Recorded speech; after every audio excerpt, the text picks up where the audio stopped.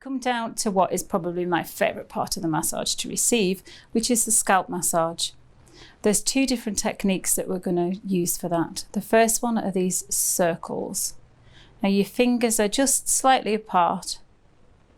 I'm using all three fingers. I'm doing both sides at once, the three middle fingers. I'm pressing down and I'm making sure that I move the skin. It's not like being at the hairdressers where you're moving the hair. You're actually pressing enough so that you move the skin underneath.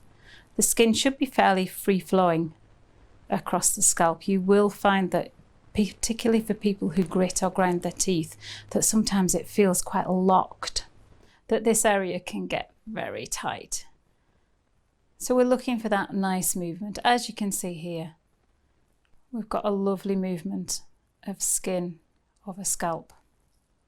You can do this for as long as you want. Your client will not complain about this. If you have a client who's completely bald, you might find that their head will become quite oily, just because the skin still produces the oil that your hair normally needs. So just have a towel handy that if needs be, you can just wipe that excess oil off, and then you wouldn't need any lotion as well. You can use the client's natural, what would be hair oil.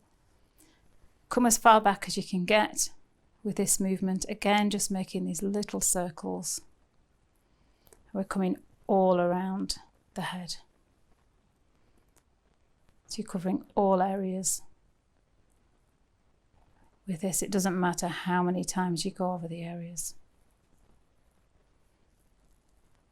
Having done the circles, we then move to the second scalp technique, and we're using our thumbs for this. You're finding the midline, which if you just come up from the nose, straight up to the center of the scalp, and this is a press and release action.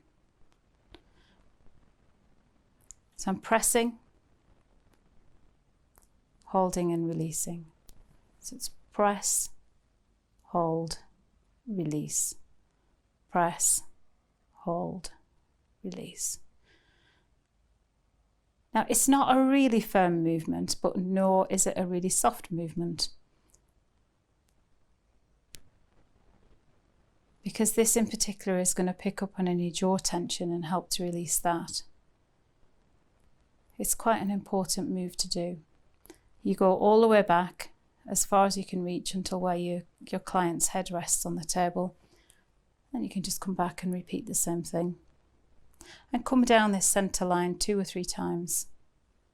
Each time that you do this, you can repeat this move many times within one massage, but just each time you do it 2 or 3 times. And it's nice after that to go back to the circles again. So whereas when you're at the hairdressers, you can hear the hair move. Your client shouldn't really hear that because it's the whole scalp that's moving. We can also very gently pull the hair. You can see I'm pulling both sides at the same time. I'm not twisting the hair at all as I'm going. I'm placing the hair between my fingers and I'm pulling it 90 degrees outwards from the scalp. This isn't the same as having your hair pulled in the playground. This should be quite a nice feeling. A lot of people describe it as it's allowing their scalp to breathe. As you just very gently pull on the hair and you move the scalp across the head. It's not big movements. It's not a big tug. It's nice and gentle. Gentle but assured. And if you're not sure on how this is for your client and how much pressure you should be applying, just ask. It should feel good for your client. It shouldn't feel ouchy at all, but it should feel effective.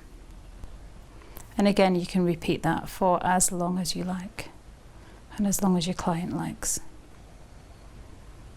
And then we're going to move on to the jaw.